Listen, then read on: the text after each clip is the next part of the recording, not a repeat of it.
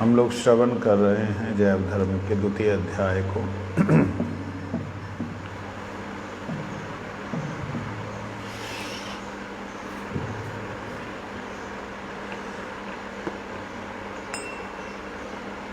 जिसमें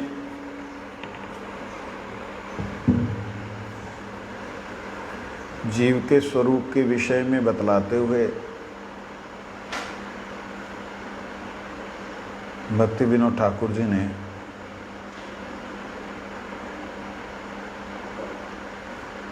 जीव की दो अवस्थाएं बतलाई थी, एक शुद्ध अवस्था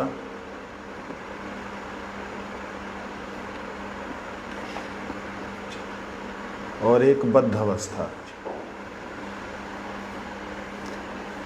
शुद्ध अवस्था और बद्ध अवस्था में कल हमने श्रवण किया कि जो शुद्ध अवस्था है वो चिन्मय है। चिन्मय का मतलब उसमें जड़ का कुछ आभास नहीं है। जब जड़ का आभास नहीं है तो उसका अनुभव कैसे होगा?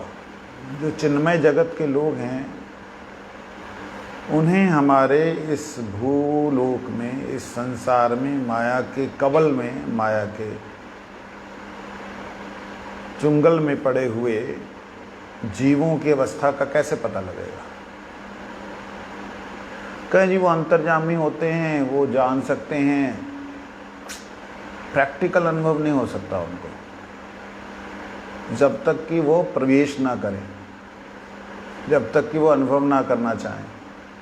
प्रवेश करके ही, बद्ध अवस्था में प्रवेश करके ही तब वो जान सकते हैं। माया के तीन गुणों में, रजोगुण में, सत्वगुण में, तमोगुण में, वर्तमान, भूत, भविष्यत को तभी जान सकते हैं जबकि वो लोग उसमें प्रवेश करें। ये तो कैसे जानेंगे? जहां भूत है ही नहीं, जहां भविष्यत की कोई चिंता ही नहीं, जहां हमेशा वर्तमान है, वहां उनको बोला जाए भी कल ऐसे बीता था। ओके, कल क्या होता है? अरे कल वहां जाना है, कल वहां जाना क्या है? कल क्या है? ना कल पिछला जानते, ना कल अगला जानते। उनको क्या पता लगेगा कि कन्हैया ने कल को यहाँ पे उत्पात किया तो आज जो है यहाँ वो उसको ठीक करने आया है। ये तो जब तक इस जगत में नहीं आते तब तक उनको इस जगत का कुछ भी अनुभव नहीं होता। चिन्मय जगत के लोगों को जड़ का कोई भी आभास नहीं रहता है। इसलिए कल हम जब श्रवण कर रहे थे तो बड़ा सुंदर इसमें वर्णन किया था।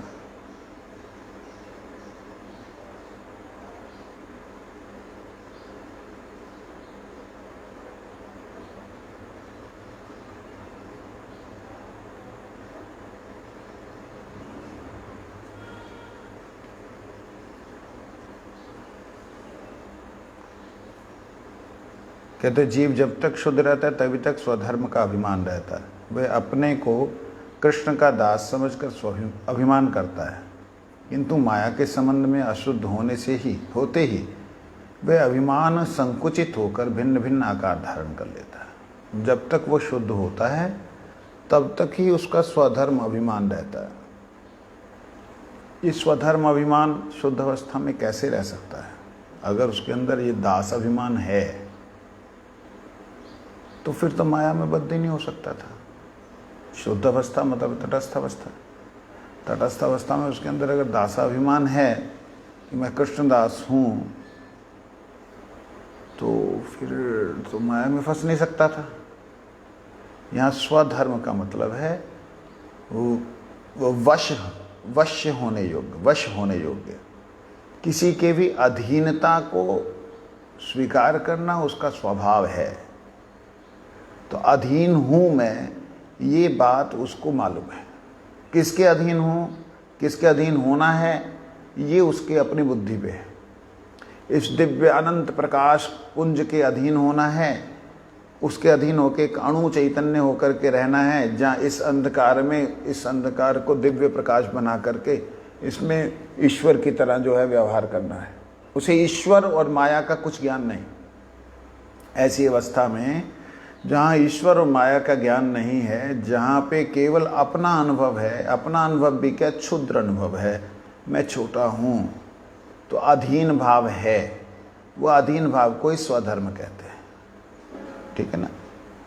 यहाँ स्वधर्म का अभिप्राय कृष्ण अधीन नहीं है। स्वधर्म शब्द मतलब अधीन होने योग्य तत्व। स्वधर्म का मतलब अणु, स्वधर्म का मतलब अर्वाचीन, गिरने वाला, उल्टा। इसलिए कहते हैं माया के संबंध से जीव का शुद्ध स्वरूप लिंग देह स्थूल देह में आवृत हो जाता है। जब तब लिंग शरीर का एक अलग अभिमान उदित होता है, वही अभिमान फिर स्थूल देह के अभिमान में मिलकर तृतीय अभिमान का रूप धारण करता है। शुद्ध शरीर में जीव केवल कृष्णदास है। लिंग शरीर में जीव अपने को स्वकर्म फल का भोक्ता समझने लगता है। उस समय श्री कृष्णदास का अभिमान लिंग देह के अभिमान से ढका रहता है। फिर स्थूल देह प्राप्त होकर मैं ब्राह्मण हूँ, मैं राजा हूँ, मैं गरीब हूँ, मैं भोगी हूँ, मैं रोगी हूँ, मैं किसी रोग शोक के द्वारा अभिभूत हूँ, मैं स्त्री हूँ, मैं अमुक का स्वामी हूँ, इस प्रकार तरह तरह के स्थूल अभिमान से के साथ वह अपना परिचय देता है। ये स्थूल अभिमान। सूक्ष्म अभिमान में, जो सूक्ष्म अभिमान रहते हैं उसमें फल का भोक्ता समझता है। फल का भोक्ता मतलब मेरा शरीर जो भी क्रिया कर रहा है वो मेरे को बड़ा अच्छा लग रहा है, बड़ा खराब लग रहा है, ये फल का भोक्ता। सूक्ष्म शरीर ही फल का भोक्ता है, ऐसा अपने आप को सूक्ष्म शरीर समझते हुए फल का भोक्ता समझता है। बात समझ आ रही है। रोटी खाने से संतुष्टि मेरे मन की होती है, आत्मा की नहीं। लेकिन आत्मा अपने आप को मन की स्थिति में देखने के कारण आज तृप्ति आ गई, आनंद ही आ गया, मजा आ गया। समझ रहे हैं। तो ये स्थिति समझने वाली है। इसमें जो लिंग शरीर है, मन बुद्धि अहंकार का बना हुआ सूक्ष्म शरीर, वह लिंग शरीर में जब जीव अपने का अभिमान करता, स्वयं का अभिमान करता है, स्वयं को भोक्ता समझता है। किसका भोक्ता? शुभ अशुभ कर्म फल का भोक्ता, अच्छे बुरे कर्मों का भोक्ता समझता है। फल खाने से खाती जिह्वा है, टेस्ट जिह्वा लेती है, लगता है, लेकिन जिह्वा टेस्ट नहीं लेती। टेस्ट लेने वाला मन है। कैसे प्रैक्टिकली समझेंगे?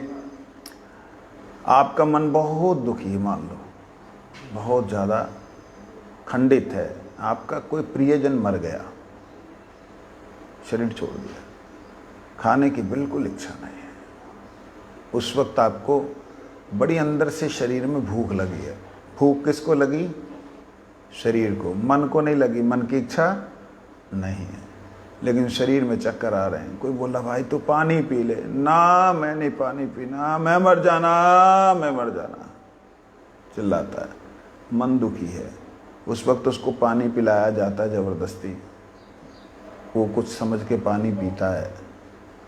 विचार करके देखो, क्या उसको पानी का टेस्ट, क्या दूध का टेस्ट, क्या कोई सब्जी का टेस्ट आता है? विष की तरह लगती। जो सब्जी उसे अच्छी लगती थी वही बनानी होती है। ऐसे कहते हैं कि जो पिता को अच्छा लगता था वही बनाना है, वही खाना है। ऐसा करके करने पर भी उसे अच्छा नहीं लगता। क्यों? खा तो शरीर ही रहा, टेस्ट तो जीभ ले रही ना, टेस्ट जीभ नहीं ले रही, खा शरीर नहीं रहा है। खाने पर भी उसका अनुभव शरीर को कुछ भी नहीं है। उसका ज्ञान केवल मन बुद्धि अहंकार को है। और मन बुद्धि अहंकार के ज्ञान को स्वयं का ज्ञान समझने के कारण जीव समझता है कि मैंने बड़ा दुख पाया, मेरे को आज फलाने महात्मा ने, ब्रह्मचारी ने, फलाने साथी ने बड़ा दुख दिया, मेरी बेटी ने, मेरी बहू ने, मेरे बेटे ने मेरे को कष्ट दिया। वास्तविकता में वो आपको कष्ट दिए ही नहीं, आपके शरीर तक ही सीमित रहे। आपको कौन जान सकता? जब आप ही खुद को न जान सके तो कौन और जान सकता है?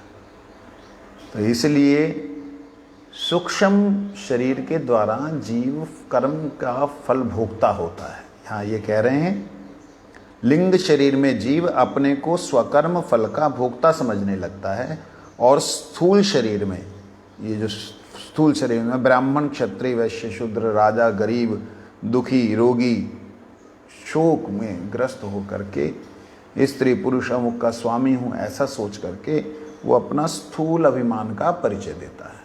ठीक है, इस प्रकार के मिथ्याभिमान से युक्त होकर जीव का स्वधर्म विकृत हो जाता है। विशुद्ध प्रेम ही जीव का स्वधर्म है। सुख दुख राग द्वेष आदि के रूप में वही प्रेम विकृत भाव से लिंग शरीर में उदित होता है।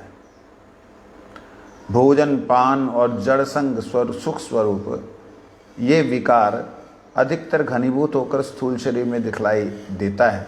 अब देखिए, जीव का नित्य धर्म केवल शुद्ध अवस्था में प्रकाशमान होता है। बद्ध अवस्था में जिस धर्म का उदय होता है वह नैमित्तिक है। नित्य धर्म स्वभाव से ही पूर्ण शुद्ध और सनातन है। नैमित्तिक धर्म की अन्य किसी भी दिन विस्तार पूर्वक व्याख्या करूंगा। ये कौन कह रहे हैं? भक्ति विनोद ठाकुर जी बोल रहे हैं प्रेमदास बाबा जी महाराज कहते हैं, इस प्रकार के मिथ्याभिमान से युक्त होकर जीव स्वधर्म विकृत हो जाता है। ये संसार के अभिमानों के कारण उसका स्वधर्म कृष्णदास धर्म है उसका, इसको वो भूल जाता है। विशुद्ध प्रेम ही वास्तविकता में उसका स्वधर्म है। ये विशुद्ध प्रेम बोलने का मतलब कृष्ण प्रेम नहीं है।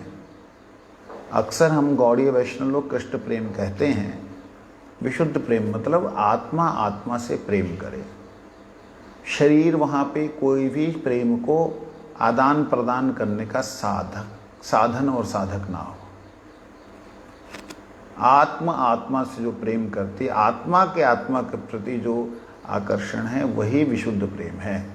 अब वह प्रेम ब्रह्म से भी हो सकता है, परमात्मा से भी होता है, वैकुंठाधिपति किसी भी वैकुंठ के स्वामी से हो सकता है, या गोलोकाधिपति श्री कृष्ण से भी हो सकता है। हम गौड़ीय वैष्णव हैं, इसलिए विशुद्ध प्रेम शब्द का अर्थ हम लोग जबरदस्ती थोपते हैं कि केवल कृष्ण कृष्ण कृष्ण कृष्ण ही कृष्ण है। विशुद्ध प्रेम जहाँ पे किसी भी तरह का स्वयं का सुख की अभिलाषा ना होते हुए भी स्वयं सुख प्राप्त करना, परम सुख को की तरफ बढ़ते हुए, वो है विशुद्ध प्रेम। तो इसलिए कहते हैं सुख दुख राग द्वेष आदि के रूप में वह प्रेम विकृत भाव से, सुख दुख राग द्वेष ये किसके क्रियाएं हैं? सुख दुख राग द्वेष किसकी क्रियाएं हैं? विशेष रूप से मन की हैं। किसके द्वारा? शरीर के द्वारा, मन की क्रियाएं। कहते हैं ये सारा भाव लिंग शरीर में उदित होता है। भोजन पान जड़ संग ये सारे का सारा विकार जो है घनीभूत होकर के स्थूल शरीर में प्रकट होता है।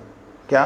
भोजन करना, पानी पीना, जड़ संग रूप सुख स्वरूप, सुख रूप जड़ संग करने से जो सुख स्वरूप, जड़ संग मतलब ये शरीर तो जड़ है, इस जड़ से जड़ का संग करने से सुख का अनुभव करना, जो कि संभव है नहीं प्रैक्टिकली, लेकिन फिर भी अनुभव करना, यही जो है वास्तविकता में जो घनीभूत होकर दिखलाई देता है। कहते हैं वह स्थूल शरीर में दिखलाई देता है। इस स्थूल मतलब मोटे शरीर में दिखलाई देता है। जड़ सुख, भोजन करना, पानी पीना, खाना पीना, सोना और विषयों को भोग करना, ये स्थूल शरीर में दिखलाई देता है। लेकिन सुख दुख राग द्वेष का अनुभव ये सूक्ष्म शरीर में परिलक्षित होता है। इसलिए कहते हैं, अब देखिए, जीव का नित्य धर्म तो केवल शुद्ध अवस्था में प्रकाशमान होता है। बद्ध अवस्था में जिस धर्म का उदित हुआ है वह नैमित्तिक है। शुद्ध अवस्था में जो है नित्य धर्म, वो क्यों नित्य धर्म शुद्ध अवस्था में है? क्यों नित्य धर्म शुद्ध अशुद्ध अवस्था में नहीं है? क्योंकि अशुद्ध अवस्था में नैमित्तिक हो गया। उसके निमित्त का मतलब होता है कारण, किसी कारण से बदला हुआ स्वभाव, किसी कारण से बदला हुआ उसे कहते हैं नैमित्तिक धर्म। ठीक है, जल आनंद प्रदान करता है, शीतलता प्रदान, गर्मी मिलने से गर्म दिखता है, ठंडी मिलने से ठंडा दिखता है। ये उसका वातावरण में प्रवेश होने के कारण हुआ। ऐसी आत्मा का इस मन बुद्धि अहंकार में प्रवेश होने के नाते सुख दुख राग द्वेष का अनुभव होने लगता है आत्मा को, क्योंकि संसर्ग उसने किसका किया है? मन बुद्धि अहंकार का। मन बुद्धि अहंकार ने किसका किया है? शरीर का। इसलिए ये हमारे अंदर जो सुख दुख और राग द्वेष इत्यादि पैदा होते हैं, ये वास्तविकता में सारे के सारे नैमित्तिक हैं, किसी कारण से हो रहे हैं। आप कारण हटा करके अपने आप को एक बार देखिए, बैठिए, आपको एक दिव्य आनंद आएगा। यहाँ कहते हैं श्रीमद् भागवत शास्त्र में विशुद्ध वैष्णव धर्म परिलक्षित होता है, वही नित्य धर्म है। आप भागवत में देखेंगे आप कितने भक्तों के चरित्र हैं, सारे क्या कृष्ण भक्ति और वही रागानुगा, वही रूपानुगा, जब वही पारकिया भाव, जब पता नहीं कौन कौन से भावों का जो है चिंतन करते हैं। नहीं, यहाँ पे क्लियरली भक्ति विनोद ठाकुर जी लिख रहे हैं कि श्रीमद् भागवत शास्त्र में जो विशुद्ध वैष्णव धर्म लक्षित हुआ, परिलक्षित होता है, वही नित्य धर्म है। वैष्णव धर्म बोला है। वैष्णव धर्म मतलब विष्णु के प्रति जो जीव का आकर्षण है वह। जगत में जितने प्रकार के धर्मों का प्रचार है, उन सभी धर्मों के 3 भागों में विभक्त किया जा सकता है। जितने धर्म हैं उनको 3 भागों में बांट सकते हैं। एक है नित्य धर्म, नैमित्तिक धर्म और अनित्य धर्म। अनित्य, नित्य, नैमित्तिक, अनित्य। कहते जिन धर्मों में ईश्वर की आलोचना नहीं है और आत्मा का नित्यत्व नहीं है, वो अनित्य धर्म है। धर्म तो है, जैसे धर्म मतलब जीने के लिए।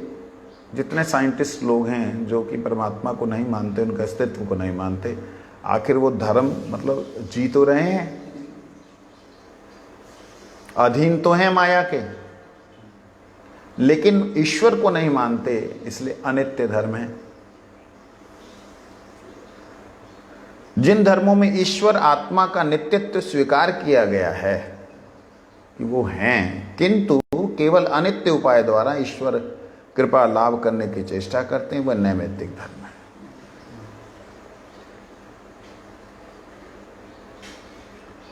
जिनमें परमात्मा है, ईश्वर है, ये बात स्वीकार करते हैं, परंतु अनित्य उपाय के द्वारा। अनित्य उपाय क्या हुआ? फलाने को ये कर दो, ढिकाने ग्रह को ये कर दो, उससे जो है हमको ये मिल जाएगा, इससे हमको स्वर्ग सुख, ये सब संसार ब्रह्मांड पर्यंत जितने भी सुख हैं, उन सुखों की चेष्टा, सुखों को प्राप्त करने की चेष्टा के उद्देश्य से जो ईश्वर को, परमात्मा को या उनके अंशों को मानता है, वो नैमित्तिक धर्म में है। कौन से धर्म में? नैमित्तिक का मतलब क्या होता है? बोलो।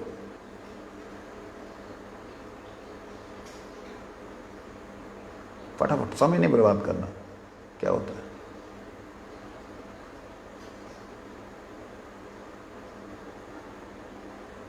ध्यान से सुना करो। बहुत बोलते हो सारा दिन, 24 घंटे। वो बोलने में इन सब चीजों को बोलना सीखो। जीवन व्यर्थ मत करो। नैमित्तिक धर्म में क्या होता है? ईश्वर को मानते लेकिन संसार के सुखों की इच्छा करते हैं। जो अनित्य सुख हैं उनके सुखों की इच्छा करते हैं, या परमात्मा को परमात्मा के लिए नहीं भजते हुए मन बुद्धि अहंकार और सूक्ष्म शरीर और स्थूल शरीर के सुखों के लिए भजते हैं। वो सब नैमित्तिक है, क्योंकि वह विमल नहीं है। आगे कहते हैं, जिनमें विमल प्रेम के द्वारा कृष्ण दास्य प्राप्त करने का यत्न किया जाता है, वही नित्य धर्म है। कहते नित्य धर्म क्या है? जिनमें कृष्ण दास्य प्राप्त करने की इच्छा हो, वो नित्य धर्म है। स्वभाव है उसका नित्य। नित्य धर्म देश जाति भाषा भेद से पृथक पृथक नामों से परिचित होने पर भी एक और परम उपादेय हैं। नित्य धर्म देश जाति भाषा के अलग अलग होने पर भी एक और परम उपादेय हैं। अभी देखिए, अलग अलग जाति के लोग अलग अलग नामों से पृथक पृथक धर्मों का पालन कर रहे हैं। ऐसा दिखने पर भी जो लोग मुक्ति, वैकुंठ, ब्रह्म, परमात्मा, भगवान को ही समर्पित होना चाहते हैं, अंडरलाइन को ही समर्पित होना चाहते हैं, उनसे नहीं, उनके लिए जो लोग रहना चाहते हैं, जा रहने की चेष्टा करते हैं, वो नित्य धर्म में ही हैं। सिंपल रूप से समझने के लिए भाषा, स्थान कुछ भी, भाषा, स्थान, जाति कुछ भी हो, उसमें धर्म भी अलग अलग नामों से परिचित होने पर भी। मैंने एक शाखा देखी क्रिश्चियंस में, जो शाखा बिल्कुल भी मांसाहार नहीं करती, रक्तपान नहीं करती, सूखी ब्रेड के साथ में पानी के साथ करते हैं और अपना जो उनका मंत्र है उसकी माला करते। हमारी तरह व्रती हैं वो लोग। एक ऐसी शाखा, एक मुसलमानों में ऐसी शाखा देखी, जो इस अनित्य जगत में रहने नहीं चाहते और परमात्मा, वो मतलब जो परम चरम अवस्था में जो सत्ता है, उस सत्ता को प्राप्त करने के लिए वो किसी भी तरह का मांसाहार नहीं करते। ऐसे देते है परंपराएं, परंतु वह परंपराओं का कोई ज़्यादा प्रबल्य नहीं है, प्रबलता नहीं है। जैसे हमारी परंपराओं में भी, सनातन परंपराओं में भी, बहुत सी परंपराओं में आप देखेंगे मुक्ति तक जाते, लेकिन मुक्ति क्या है वास्तविकता में? ब्रह्म सुख है, जब परब्रह्म सेवा है, ये सब कोई ना। तो आगे चलते हैं, कहते हैं फिर हाँ, भारत में वैष्णव धर्म प्रचलित है, भारत में वही नित्य धर्म का आदर्श है, हमारे लिए वही नित्य धर्म का आदर्श है।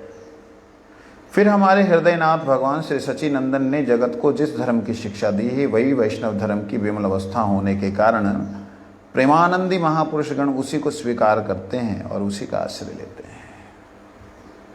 कहते भारत में जो वैष्णव धर्म प्रचलित है वही नित्य धर्म है।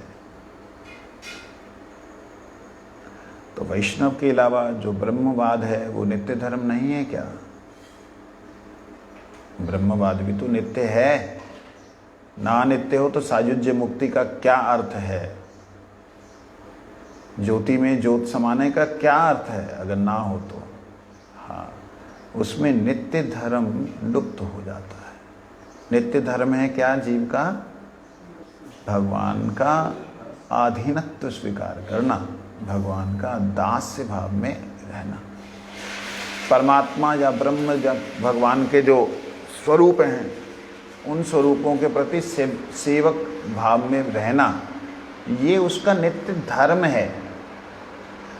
इसको छोड़ करके ब्रह्म में विलीन हो जाना और उसमें उसका नित्य धर्म, नित्य स्वभाव खत्म हो जाए, इसीलिए कहते हैं कि वह नित्य धर्म नहीं है। अन्यथा है तो नित्यता की तरफ ही।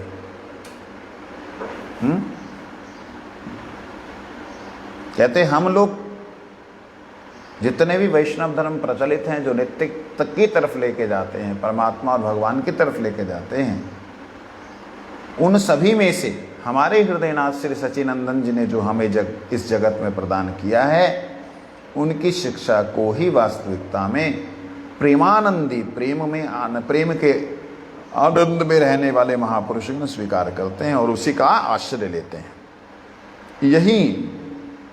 यहीं पर सन्यासी जी ने हाथ जोड़कर कहा, प्रभु, मैं सच्चिनंदन के द्वारा प्रकाशित विमल वैष्णव धर्म को सर्वोत्कृष्ट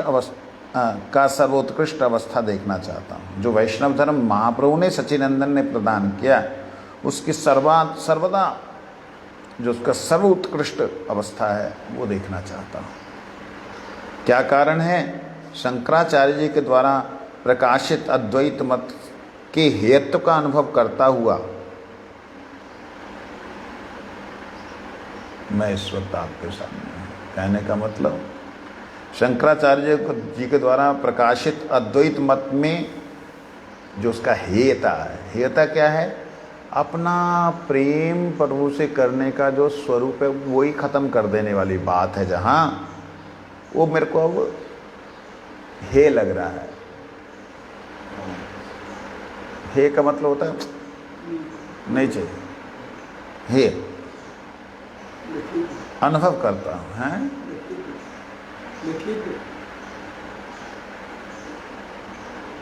नखिद समझ का अर्थ नहीं आता।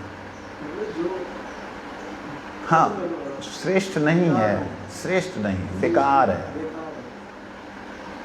अब मेरे को ऐसा अनुभव हो रहा, देखिए शंकर मत से श्रेष्ठ कोई मत नहीं था। इस कलयुग में मध्वाचार्य, रामानुज स्वामी इत्यादि जितने भी आए हैं, उनसे पहले शंकराचार्य जी ने मत को बड़े भयंकर रूप से रखा था, जिस मत के आगे किसी का भी मत टिका नहीं था।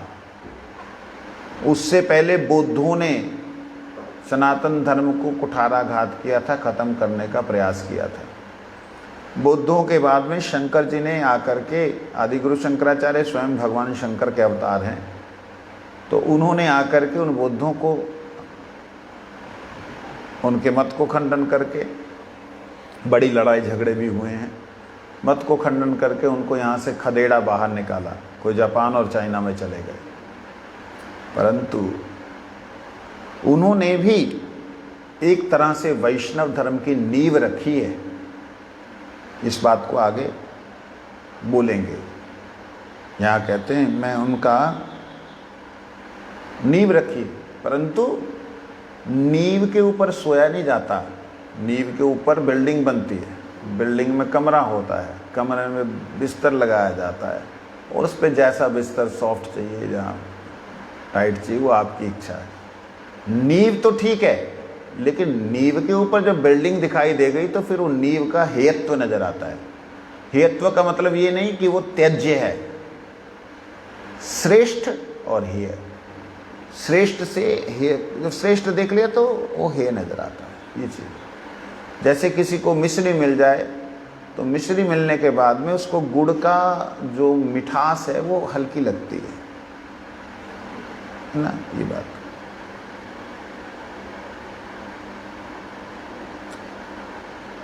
किंतु मेरे मन में एक बात आती है जिसे आपके श्री चरणों में निवेदन किए बिना नहीं रह सकता। मैं उसे आपसे छिपाना भी नहीं चाहता।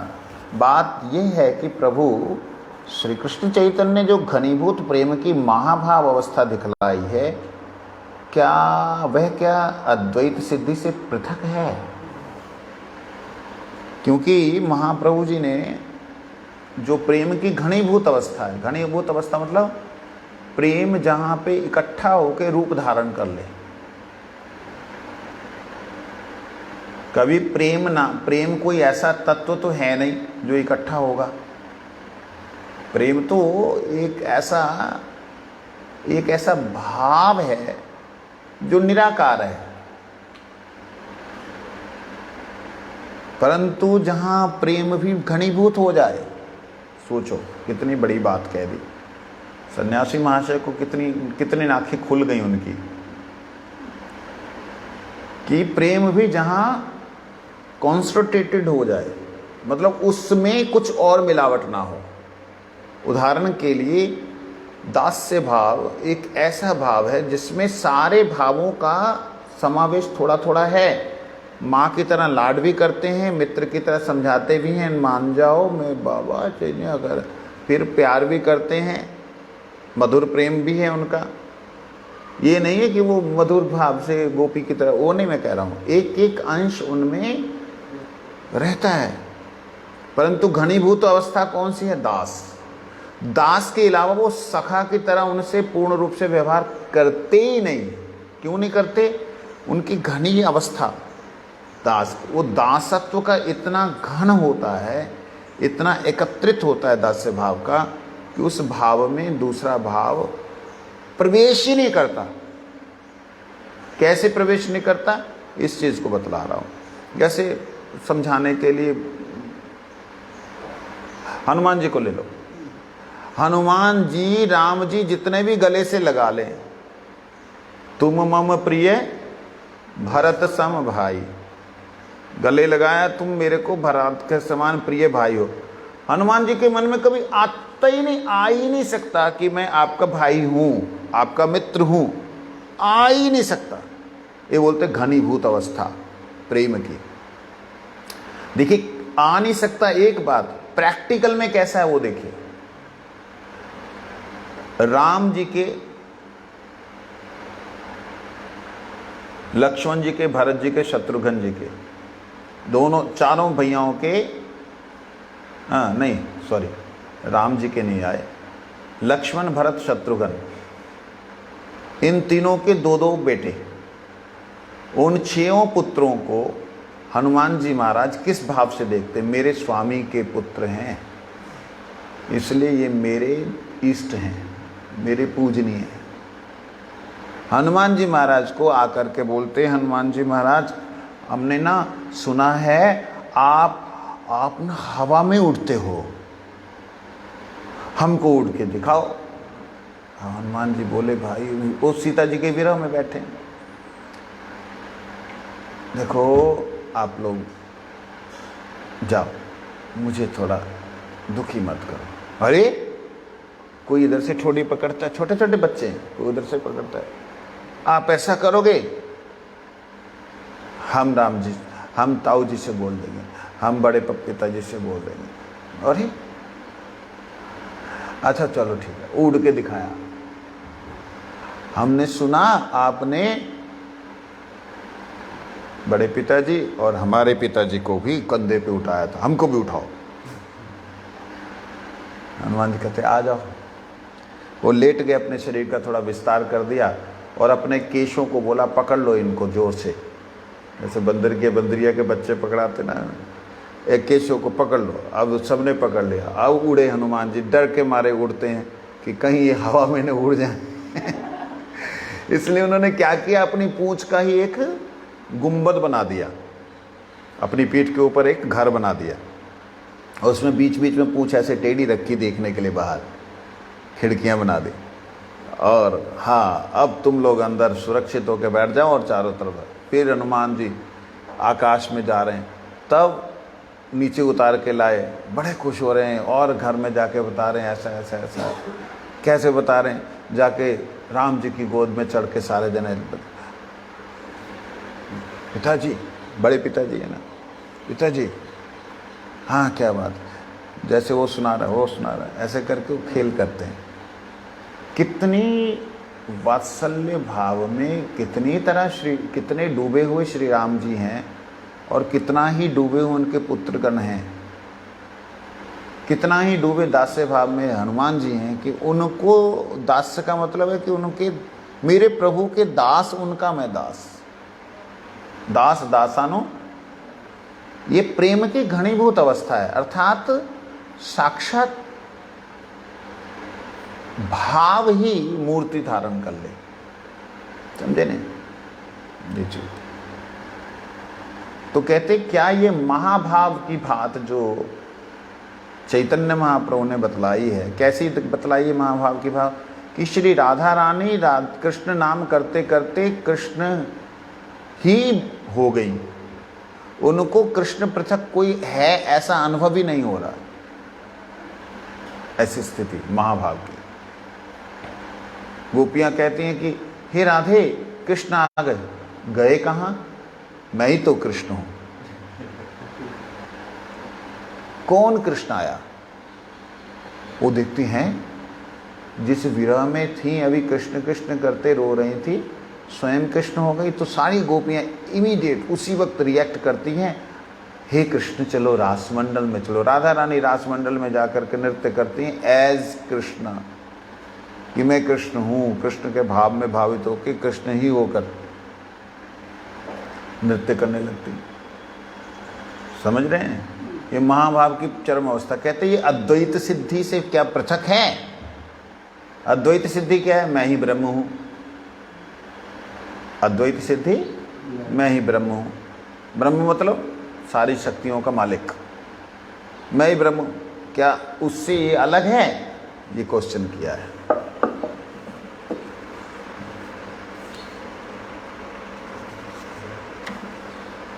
श्री शंकराचार्य जी का नाम सुनकर परमहंस बाबा जी ने उन्हें दंडवत प्रणाम किया। ओह जय हो जय हो। शंकर शंकर है साक्षात, शंकराचार्य साक्षात शंकर भगवान हैं। इस बात को सदा स्मरण रखिएगा।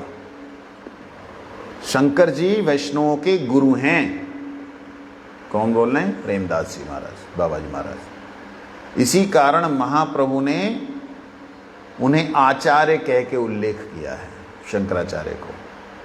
शंकर स्वयं पूर्ण वैष्णव, जिस समय वे भारत में उदित हुए, प्रकट हुए, उस समय उनके समान एक गुणावतार होने की बहुत ही बड़ी आवश्यकता थी। जिस वक्त तो इस जगत में आए उस वक्त उनके समान, उनके जैसा एक गुणावतार होने की बड़ी जरूरत थी। भारत में वेद शास्त्र की आलोचना और वर्णाश्रम धर्म का क्रियाकलाप बौद्धों के शून्यवाद के चक्कर में पड़कर शून्य प्राय हो गया था। वेद शास्त्रों की आलोचना प्राय खत्म हो गई थी, क्योंकि बौद्धों ने कहा कि जो भी लिखा गया है वो सब मनुष्यों ने लिखा है, इसलिए जितने भी मनुष्यों के बनाए धर्म हैं वो धर्म, वो भगवान, जिन्होंने मनुष्यों ने जिनको नाम दिया, मनुष्यों ने जिनको रूप दिया, मनुष्यों ने जिनका वर्णन किया, वो तो अनिर्वचनीय है। मनुष्यों ने जिनका वर्णन किया वो मनुष्यों के बनाई हुई कल्पनाएं हैं। मनुष्यों ने जिनको रूप दिया, ऐसा रूप वैसा रूप ऐसा रूप, वो सारे के सारे रूप वास्तविकता में अनित्य हैं। परम सत्ता कभी भी इस संसार में नहीं आ सकती, नहीं आती। परम सत्ता की एक अणुशक्ति ही इस संसार को चलाती है, संचालित करती। ऐसा बोल करके वह शून्यवाद की पराया व्याख्या करते और वेदों को चलाना शुरू किया, खत्म करना शुरू किया। उस समय कितना कुछ हो चुका है हमारे इस इतिहास में, वो बुद्धि से परे हो जाता है।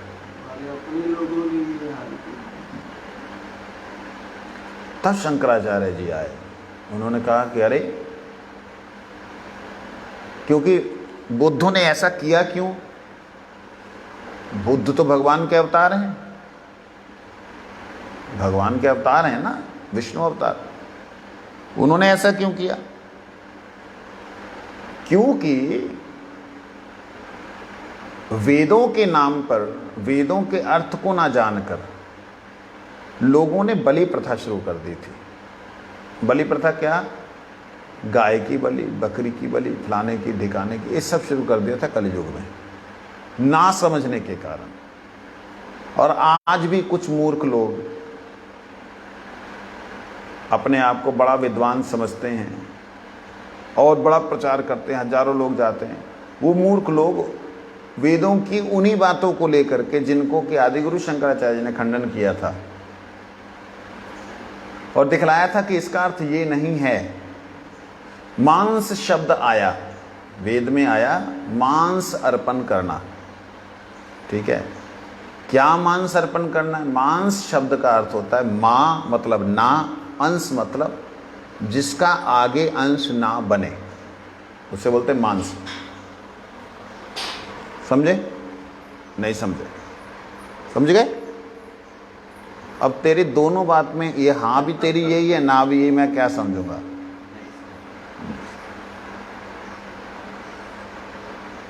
मां मतलब ना, अंश मतलब जिसका आगे वंश ना हो, आगे ना बढ़े, जो उसे कहते मांस। मांस को यज्ञ में अर्पण करने का विधान है। अब वो अर्थ समझना ध्यान से। जो जौ, जो धान, जो तिल 1 साल से ऊपर रह जाता है, 1 साल से ऊपर रह जाता है, मतलब एक बारिश निकल जाती है बिना धरती पे गए हुए, एक मौसम उसका निकल जाता है बिना धरती पे गए हुए, दूसरे साल के अंत तक वह जो धान है या जो गेहूं है या जो भी चीज़ है, गेहूं को नहीं डाला जाता, धान इत्यादि जो है, ये फिर कोई भी आगे प्रोटेक्शन नहीं कर सकते। इनके अंदर का जो जीव होता है, जो जीवन धारण करने वाला हो, तो मर जाता है।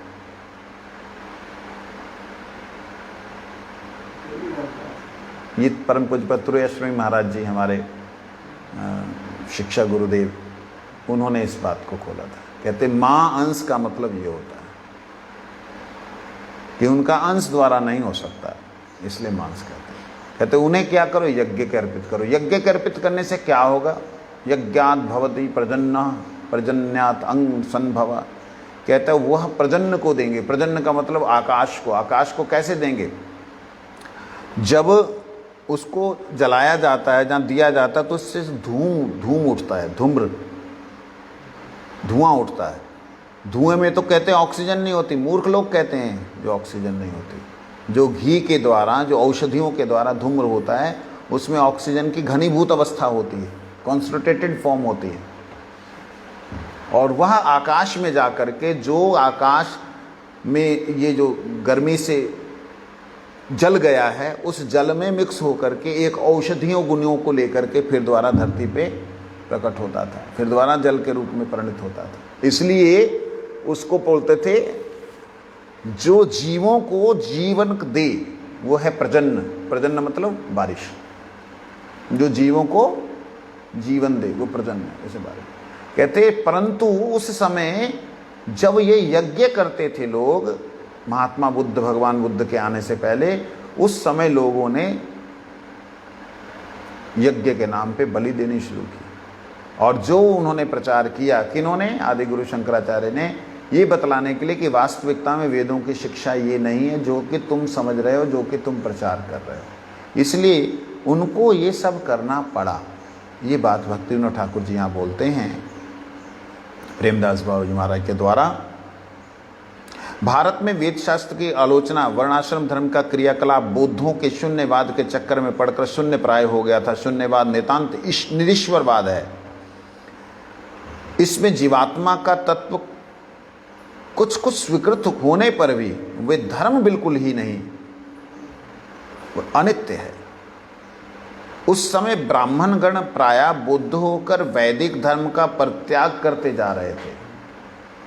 असाधारण शक्तिशाली शंकर अवतार आचार्य श्री शंकर जी ने उदित होकर वेद शास्त्रों के सम्मान की स्थापना की। शून्यवाद को ब्रह्मवाद में परिणत किया।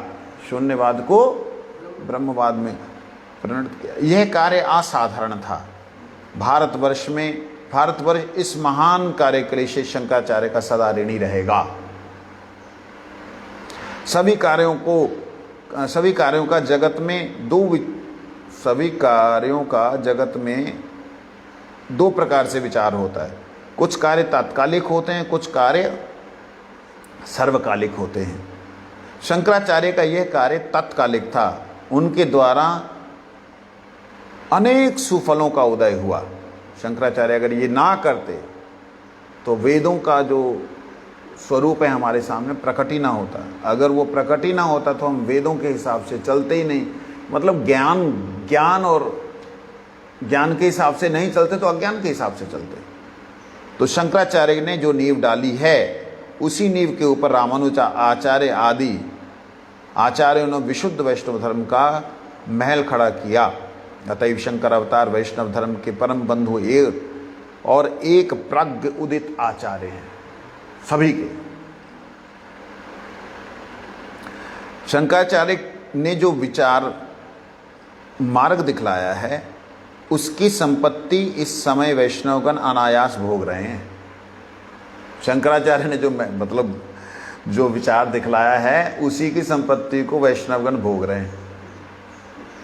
देखिए शंकराचार्य जी की जहाँ तहाँ हमारे मैं कुछ अब शब्द नहीं कहना चाहता, कुछ हमारे महात्मा लोग जहाँ तहाँ निंदा करते हैं बेफालतू में।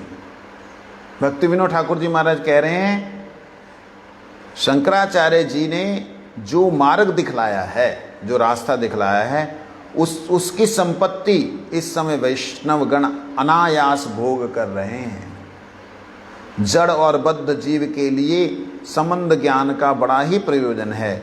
इस जड़ जगत में स्थूल और लिंग देह से चिद वस्तु पृथक और अतिरिक्त है, इस सिद्धांत पर श्री शंकराचार्य और वैष्णव गण दोनों ही विश्वास करते हैं। क्या शंकराचार्य ने बतलाया, उसी सिद्धांत को वैष्णव ने लिया।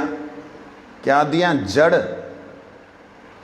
माया, बद्ध जीव, फंसा हुआ जीव और संबंध ज्ञान।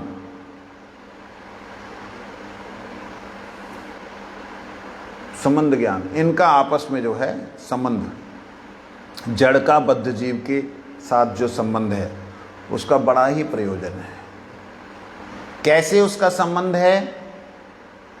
जैसे जल का घड़े के साथ संबंध है, जैसे जल का जलपात्र के साथ संबंध है।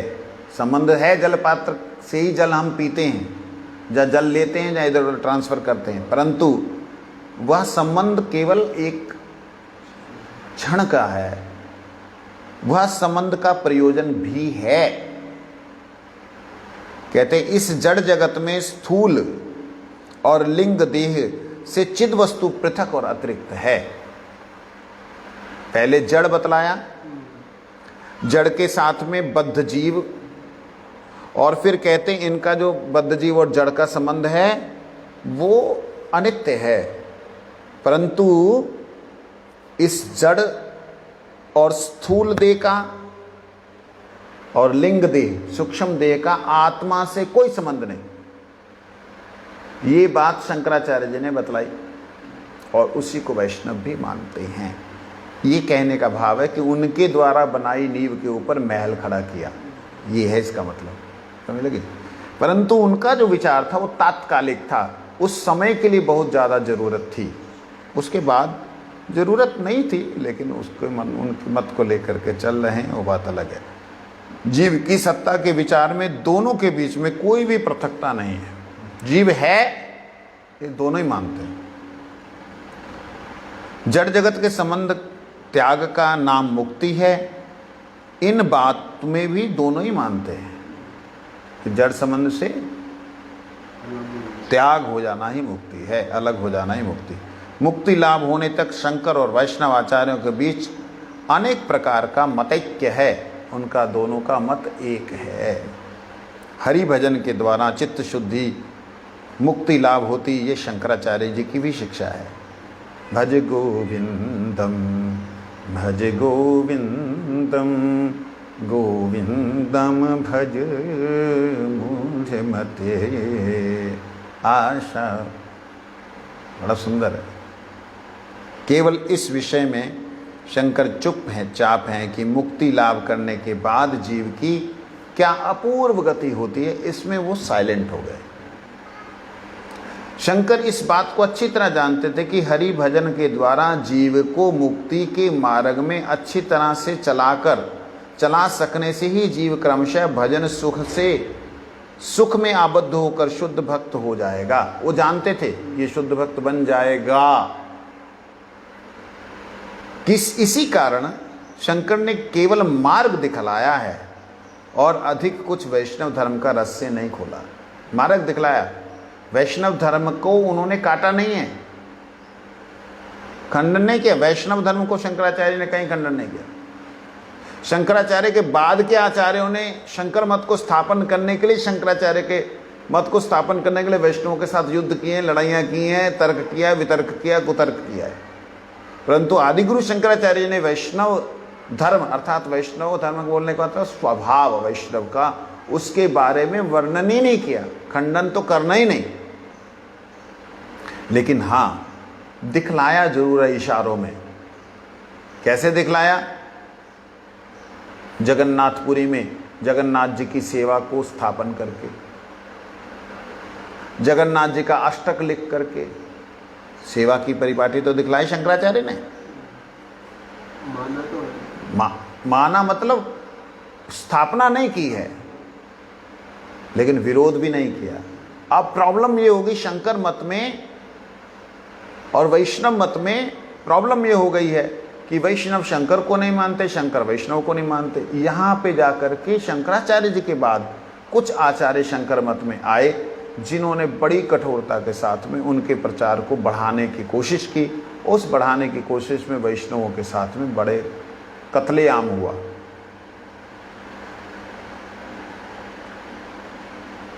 उनके सब भाष्यों को जिन्होंने विशेष ध्यानपूर्वक पढ़ा है वे शंकर के गूढ़ भाव को समझ सकते हैं। जो लोग केवल उनकी शिक्षा के बाहरी अंश को लेकर उसी की उधेड़ बुन में अपना समय बिताते हैं वे ही वैष्णव धर्म से दूर बने रहते हैं। जो उनकी गूढ़ शिक्षाओं को जिन्होंने पढ़ा है, समझा है, वही समझ सकते हैं कि शंकराचार्य जी महाराज, आदि गुरु शंकराचार्य जी महाराज पूर्ण वैष्णव थे, स्वयं भगवान विष्णु की आराधना करने वाले हैं, थे नहीं हैं, क्योंकि शंकर साक्षात। वंशा कल्पतरुश्च कृपा सिंधुभ्यो पतितानां पावनेभ्यो वैष्णवेभ्यो नमः। आज का जो विषय था उसको मैं संक्षिप्त में बोलते हुए आज के इस प्रसंग को समाप्त करूंगा। हम लोग सुनते आए हैं कि जीव का नित्य धर्म, नैमित्तिक धर्म। नित्य धर्म में हमने सुना कि जीव भगवान का शक्ति का अंश है, इसलिए उसके अंदर स्वाभाविक रूप से दास्य भाव है। वो नित्य धर्म विकृत होता है जब वह अपने आप को प्रभु के भाव में प्रस्तुत करने के लिए माया में प्रवेश करता है। तो माया में प्रवेश करने के नाते उसका धर्म नैमित्तिक हो जाता है और बदलने के कारण धर्म वो उस प्रकार से क्रिया करता है। उसके बाद बात आती है आगे नित्य नैमित्तिक धर्म में बद्ध अवस्था और मुक्त अवस्था की बात आती है। बद्ध अवस्था में जीव अपने शरीर को ही, मन के परिचय को, जहाँ शरीर से जो सुख भोगता है मन के द्वारा उसका वो अनुभव करता है और अपने आप को भोगता समझता है, ऐसा उसके अंदर ये बातें आती हैं। इस प्रकार से जीव का जो स्टेटस है, जीव की स्थिति जो है वो बदलती जाती है, जो बद्ध और नित्य, मुक्त बद्ध, नित्य बद्ध, ये उसका प्रकट करती है। आज हमने आदिगुरु शंकराचार्य जी की महिमा को भी श्रवण किया, तो इसलिए कभी भी वैष्णव लोगों को चाहिए कि शंकराचार्य जी के, आदिगुरु शंकराचार्य जी के चरणों में अपराध ना करें, क्योंकि महाप्रभु ने भी उन्हें आचार्य बोल करके संबोधन किया है। आचार्य बोलने का मतलब ही जिनके आचरण को स्वीकार किया जाता है उन्हें आचार्य कहा जाता है। जिनके आचरण को मैं स्वीकार करता हूँ उनको ही मैं आचार्य कहूँगा, ऐसा होता है। वंशा कल्पतरु कृपा सिंधु। और हाँ, एक बात, आचरण कौन सा स्वीकार किया कि उन्होंने जो दिखलाया कि आत्मा नित्य है, जड़ जो जगत में फंसा हुआ जीव बद्ध है और जड़ के साथ जीव का जो संबंध है वो संबंध बिल्कुल भी वास्तविकता में संबंध है ही नहीं। इस तरह से जो बातें उन्होंने कही, उसी की नींव के ऊपर वैष्णवों ने अपने अपने महल खड़े किए। अब अपने अपने महलों में आकर के एक दूसरे के ऊपर जो है हमें पत्थर नहीं फेंकने चाहिए। सिंपल सी बात, नहीं फेंकना। हम सबको शंकराचार्य के मत को, वैष्णव मत को, सबको ये जानते हुए कि आदि गुरु शंकराचार्य ने जिस भज गोविंद की, जिस जगन्नाथ अष्टक की रचना की, उन आदि गुरु शंकराचार्य का अपना मत तो भगवान की सेवा ही था। लेकिन उस बुद्धों के बीच में उस समय जब वो पूरी तरह नास्तिक हैं, उस अवस्था में वो प्रचार नहीं कर सकते थे प्रेम धर्म का। इसलिए प्रेम धर्म का प्रचार करने के लिए उन्होंने अपनी सारी संपत्ति को, सारे लैंड को आपके लिए दे दिया, एक्वायर करने के लिए। आप सभी वैष्णव, सभी शंकर मत के लोग अगर इस बात को समझ लें तो शंकराचार्य हमारी नींव है, इसको मानते हुए शंकर मत का सदा आदर करें। परंतु आगे क्या बोलेंगे अद्वैत सिद्धि के बारे में कल हम श्रवण करेंगे। वंशा वैष्णव।